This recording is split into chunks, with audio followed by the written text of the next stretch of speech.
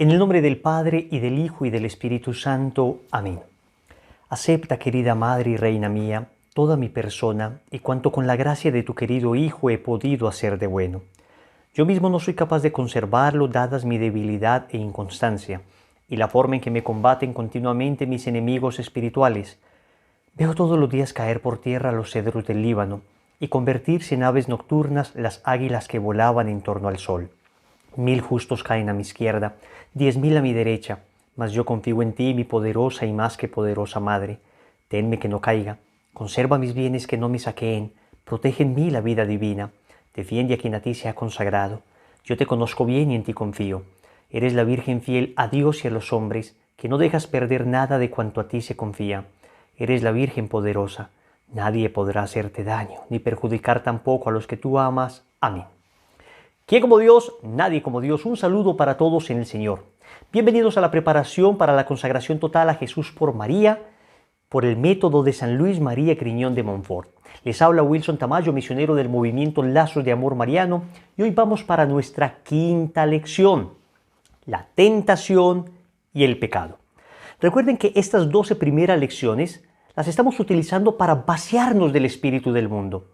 Las 7 lecciones siguientes para conocernos a nosotros mismos, otras 7 lecciones posteriores para conocer a María y las últimas 7 lecciones para conocer a Jesucristo. En total 33 lecciones para consagrarnos a Jesús por María, esto es, renovar nuestros compromisos bautismales. Hoy vamos a hablar de estos 2 acontecimientos, estas 2 tristes experiencias que tenemos los seres humanos, la tentación y el pecado. Empecemos hablando de la tentación. ¿Qué es la tentación? No es otra cosa que la invitación al pecado. Óyeme bien, no es pecado ser tentado. Hasta nuestro Señor Jesucristo fue tentado. El pecado consiste en aceptar, acceder, comulgar con esa tentación.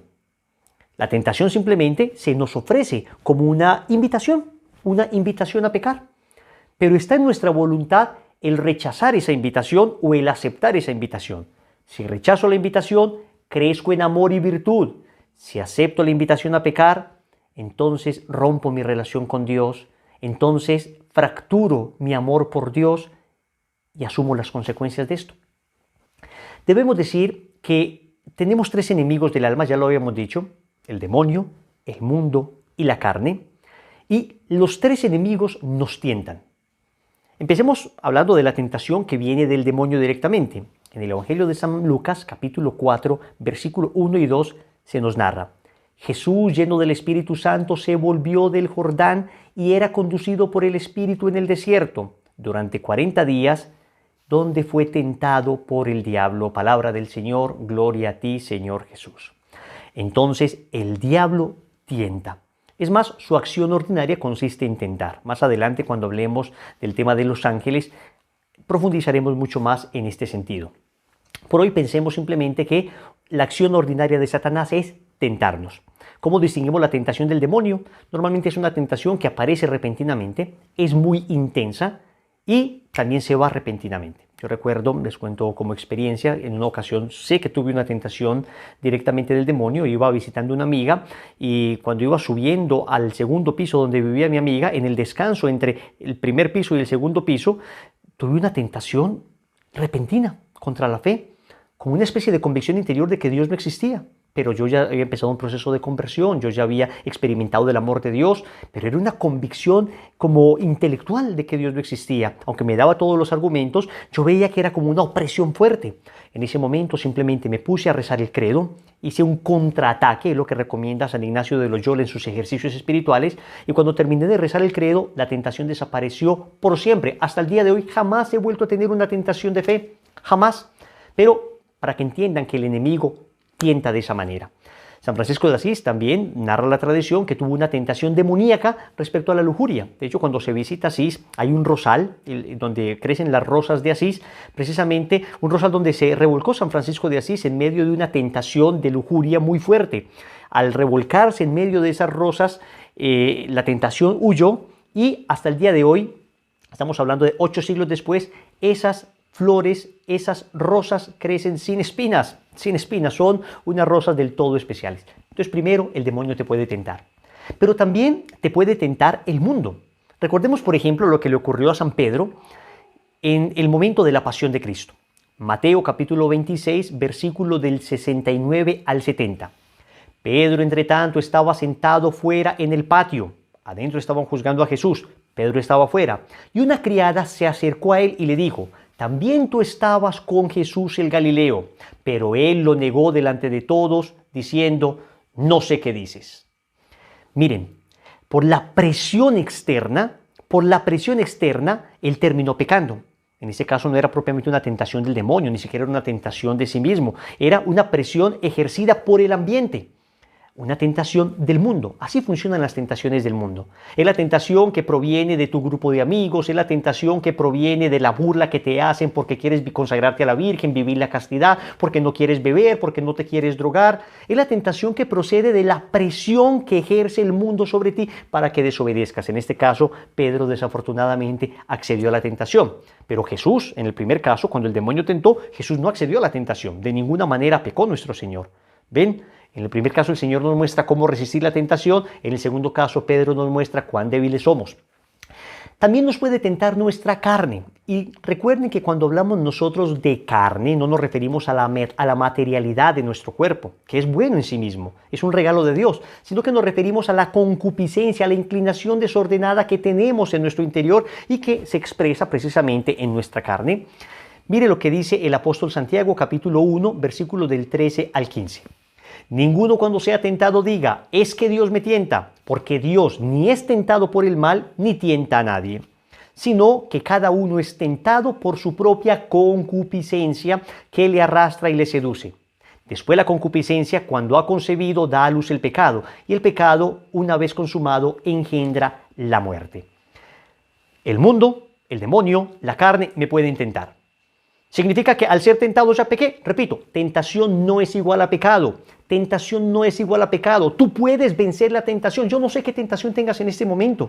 Yo no sé si es una tentación de lujuria, yo no sé si es una tentación de soberbia, yo no sé si es una tentación de vanidad, es una tentación de avaricia. No sé si en este momento alguien te está escribiendo a tu WhatsApp y quiere hacerte caer en, no sé, traición tal vez, o de pronto te estás metiendo en unas páginas que quieren dañar tu corazón, o tal vez tienes un ataque de ira y estás a punto de reventar en rabia. Tienes tentaciones, no has pecado todavía. Sentir no es consentir, pensar mal no es querer. Todavía no has pecado y tienes fuerza para resistirlo. Mira lo que dice el apóstol San Pablo en 1 Corintios capítulo 10 versículo 13.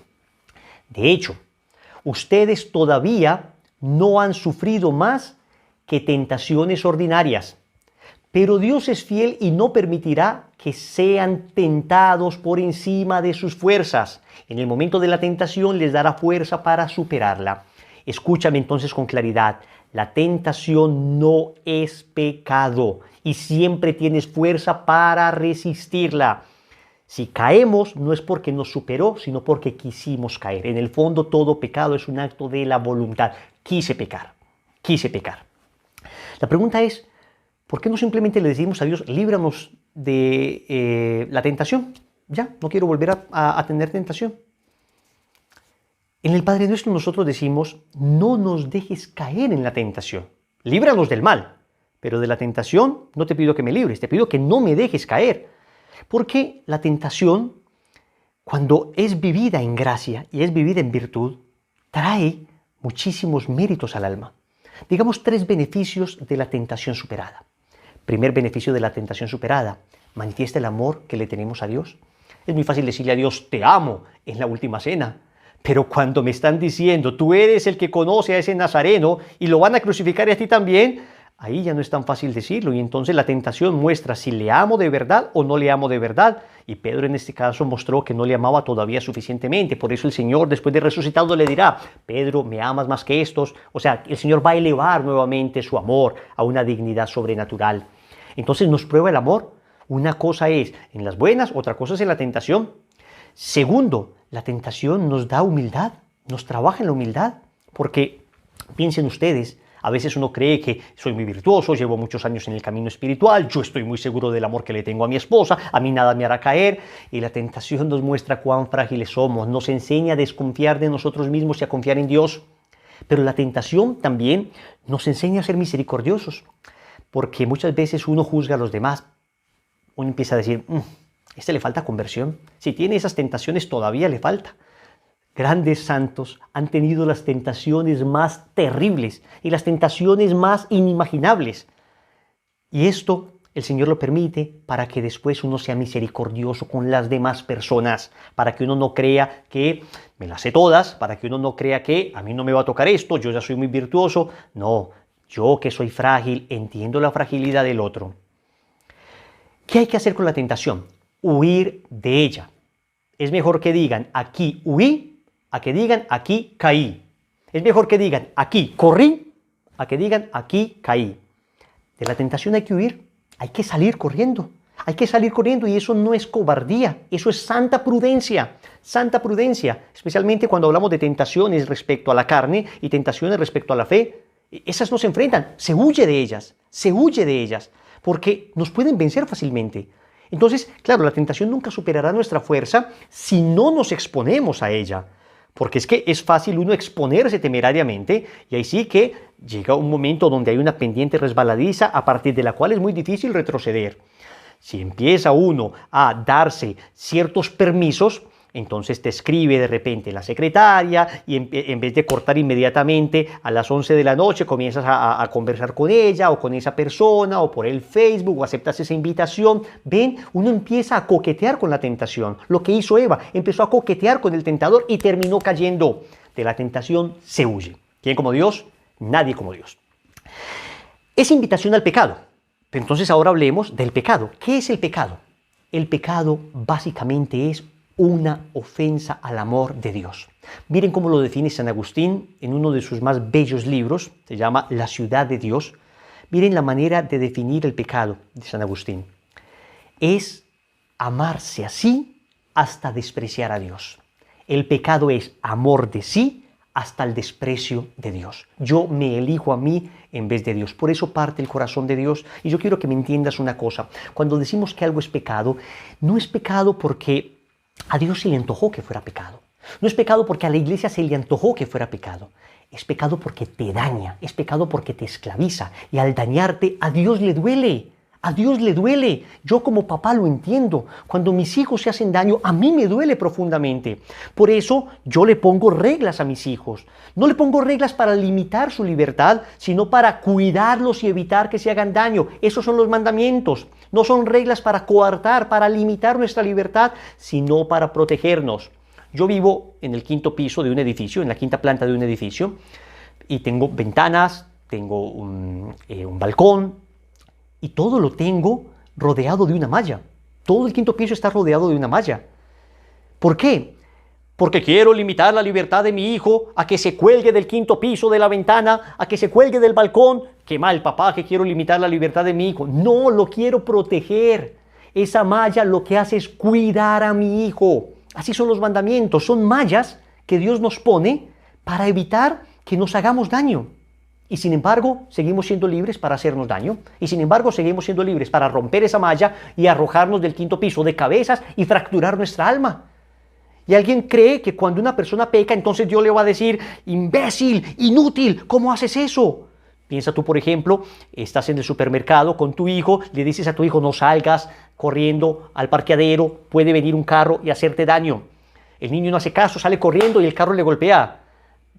¿Alguien pensaría que un papá va a llegar a decirle, mira, te lo dije, ahí dejaste el suelo lleno de tu sangre, levántate?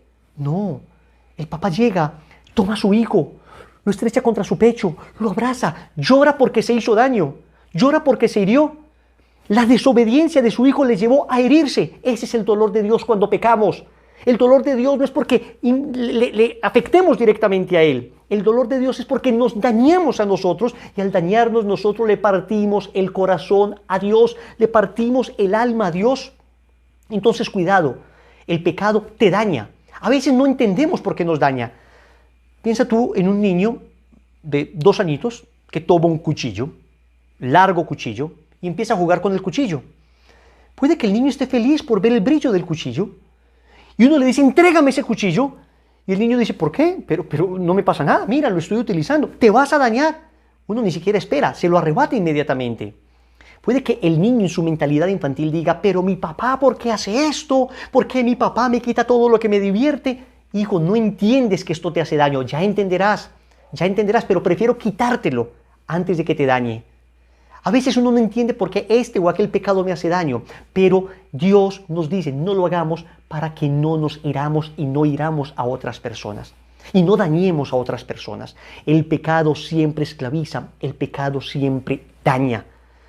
Y es tan grave el pecado, es tan doloroso el pecado, es tan espantoso el pecado, que el Señor envió a su Hijo único para que todo el que cree en Él no perezca, sino que tenga vida eterna.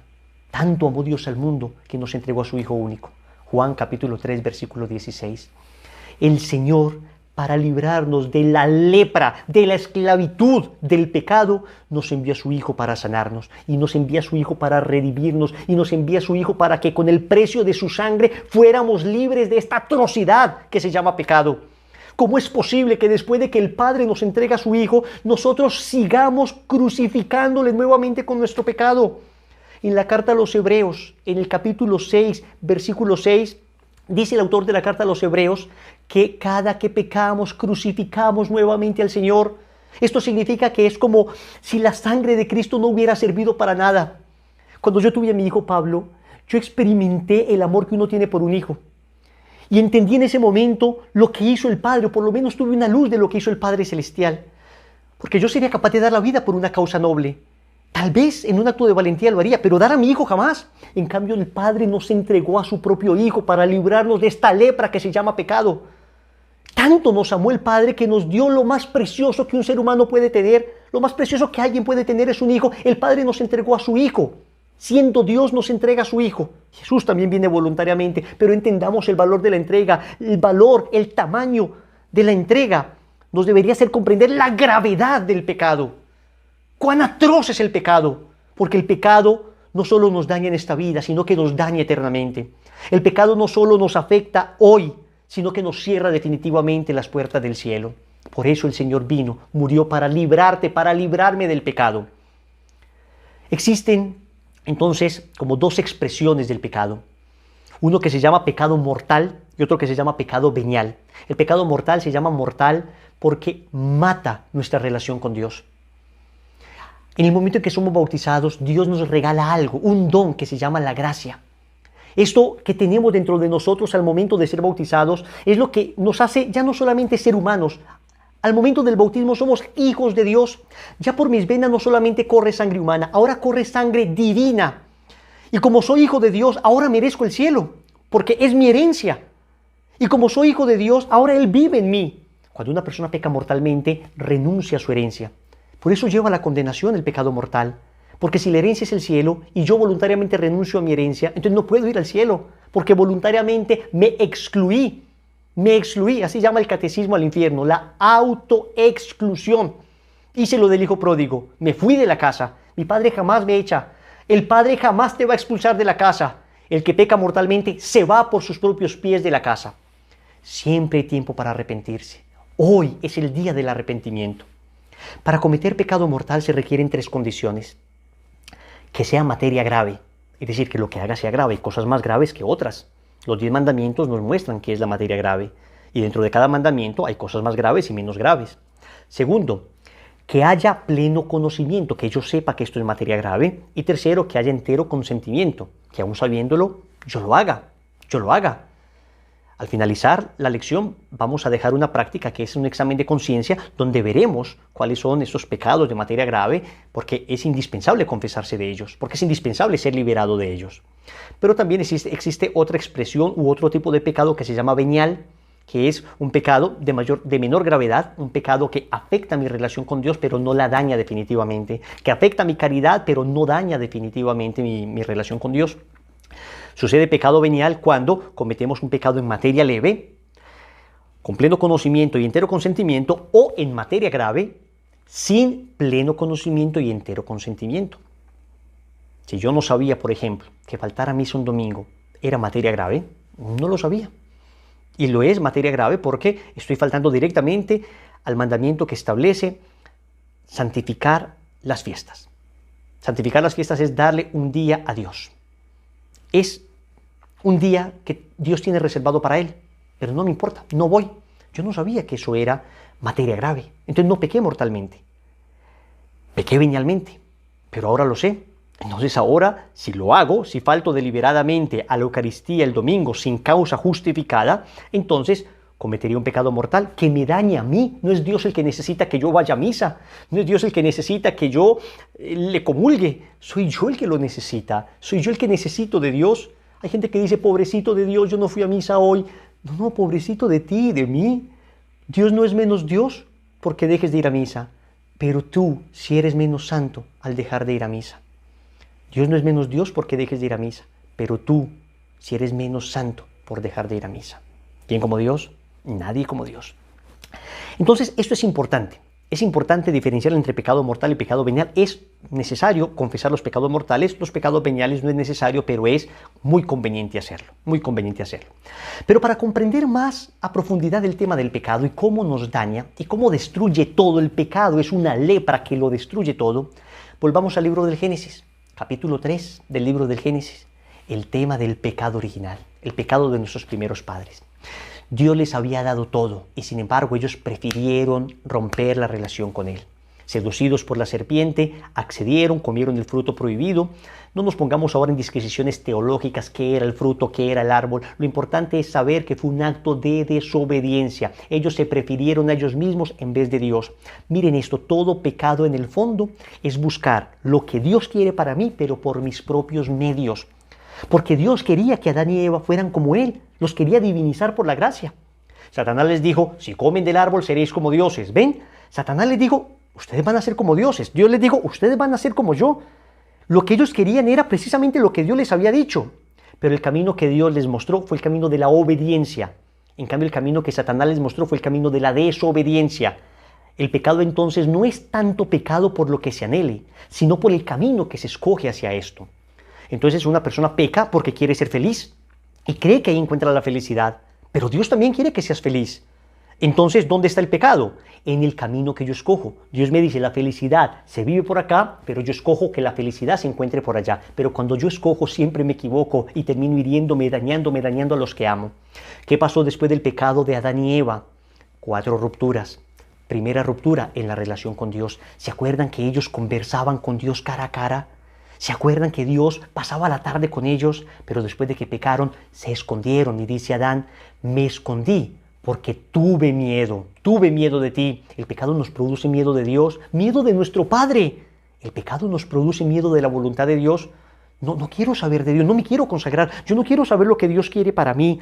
El pecado me aleja de la voluntad de Dios y la voluntad de Dios es sinónimo de mi felicidad verdadera. Me aleja de Dios. Cuando uno peca, le es difícil orar.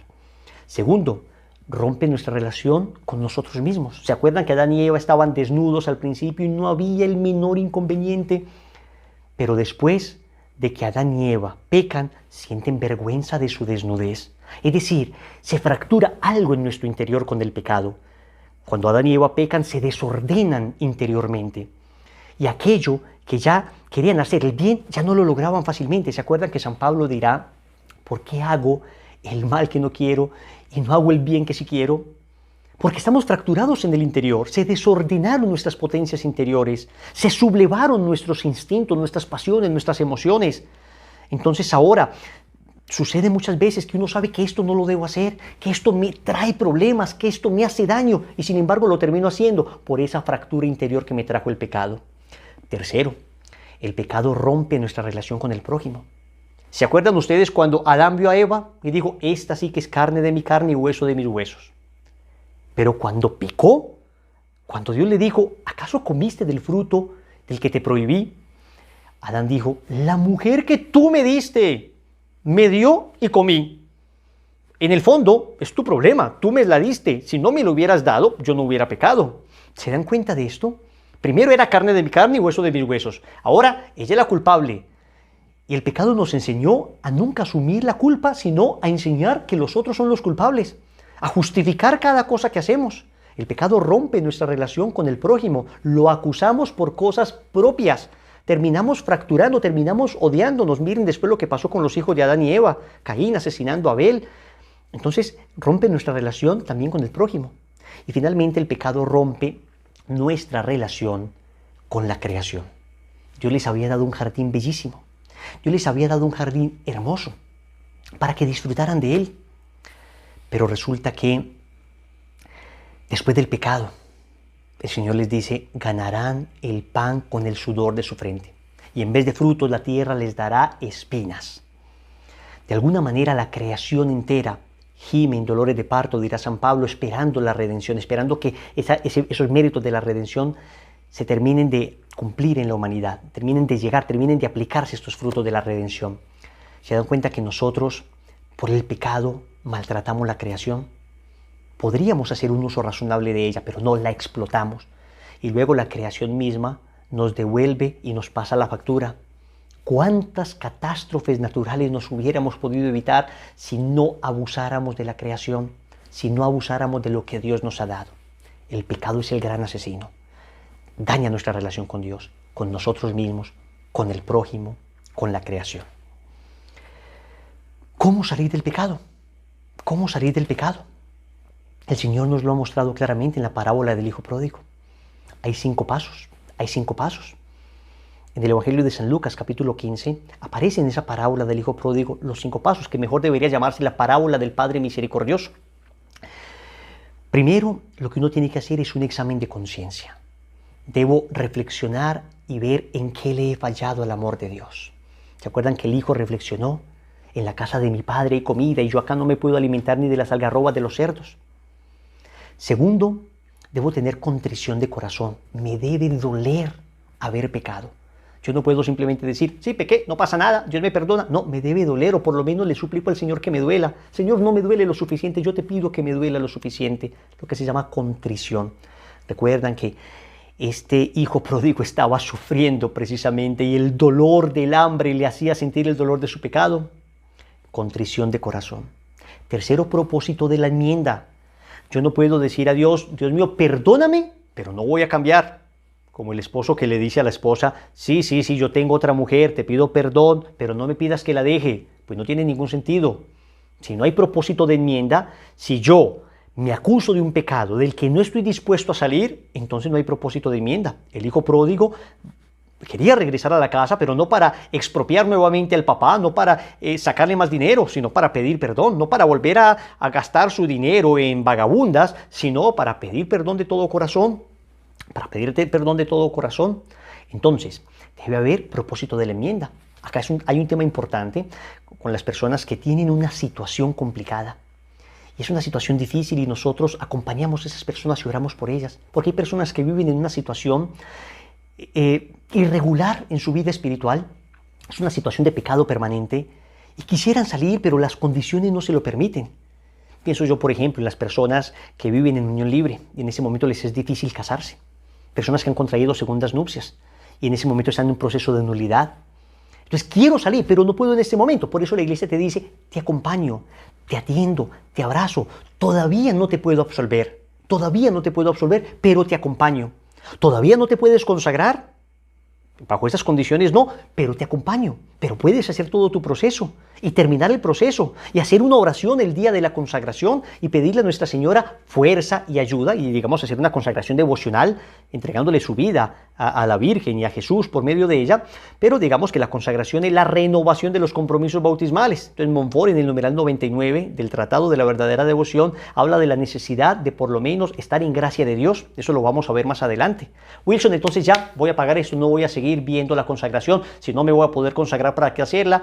Para dejarte amar por Dios. Escúchame, la consagración no es simplemente una ceremonia que se va a hacer el día 33 o el día que termine este proceso. La consagración es una experiencia de fe que estás viviendo. Es una compañía de parte del Señor. Debe haber propósito de enmienda.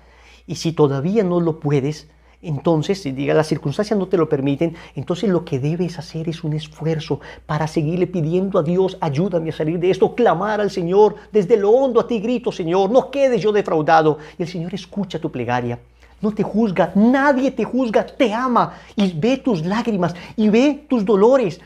Y con lágrimas pides y Dios por esas lágrimas hará el milagro de que puedas salir de esa situación. Pero hay que dar el paso para salir de esa situación. No hay mayor misericordia que decirte esta verdad. El paso que debes dar es salir de allí, pero tú y yo solos no somos capaces. Dios nos tendrá que ayudar y Él nos mostrará los caminos. Tercero, propósito de enmienda.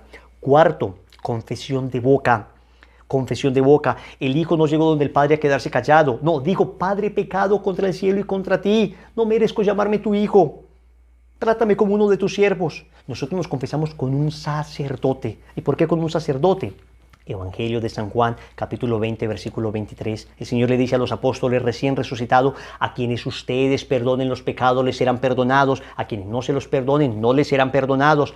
Es necesario entonces confesarse con un sacerdote. Quinto, satisfacción de obra. Es decir, yo debo hacer una penitencia para reparar lo que hice. Recuerden que el hijo pródigo quería reparar diciendo: trátame como uno de tus siervos. Es decir, quiero jornalear si es necesario. Ponme a arar la tierra. El padre fue muy misericordioso. A veces hay gente que me dice: Wilson, me pusieron una penitencia tan sencilla. Es que el padre es muy misericordioso. El padre le abrazó, y a veces, esperando una penitencia muy dura, más bien el Señor te reviste con su gracia, te pone el anillo, te vuelve a calzar con sus sandalias. Así es el amor de Dios. En el tribunal humano tú confiesas tu culpa y te condenan. En el tribunal de la confesión tú confiesas tu culpa y te perdonan. Bendito sea mi Dios por la confesión. Gracias, Señor, por este regalo maravilloso que hemos recibido. Entonces, la práctica de esta lección es hacer un examen de conciencia. En la descripción de este video dejaremos el link donde está el examen de conciencia. Y va a haber además dentro de ese link un video, si es que quieres recibir apoyo. En el video te explicaremos cómo hacer el examen de conciencia. Pero ahí vas a hacer un examen de conciencia. Si lo quieres hacer tomando algunos apuntes, es importante para que no se te olvide ningún pecado al momento de confesarte. Ojo, si escribes los pecados, es muy importante que inmediatamente te vayas a confesar y rasgues esa hoja y la cuides muy bien, porque es tu conciencia. Es tu conciencia. San Francisco de Sales dice que esto es posible, es permitido, pero cuidado. Si tú ves que es un peligro tener tus pecados escritos, mejor no los escribas. Trata de recordarlos, lee, entiende por qué es pecado y trata de recordarlos y confesarte con el sacerdote. Vamos a cerrar nuestros ojos en este momento y vamos a pedirle perdón al Señor. Vamos a reconocer que hemos pecado. Vamos a reconocer que hemos fallado. Miremos a Jesús y digámosle: perdóname, Señor. Perdóname, Señor.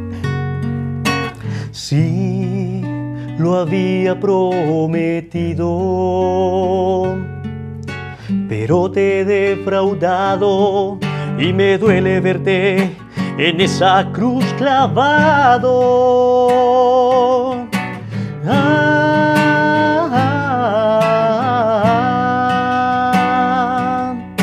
Perdóname, perdóname, Señor.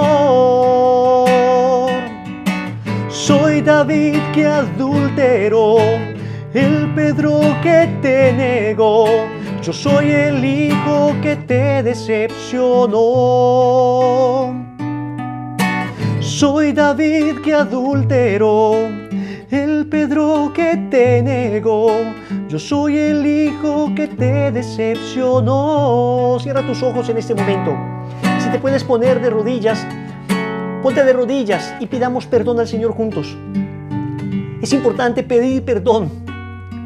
Es importante decirle al Señor: perdóname, no soy tan perfecto como creía, y siempre vas a recibir su misericordia. Escúchame, siempre te va a perdonar.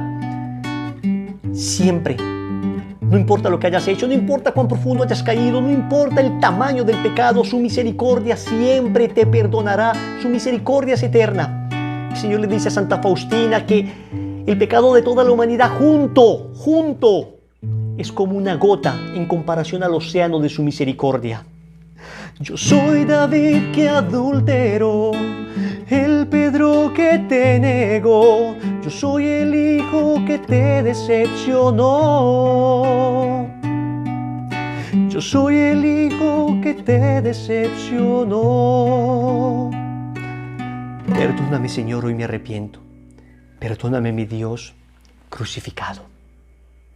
Gloria al Padre, y al Hijo, y al Espíritu Santo, como era en el principio, ahora y siempre, por los siglos de los siglos.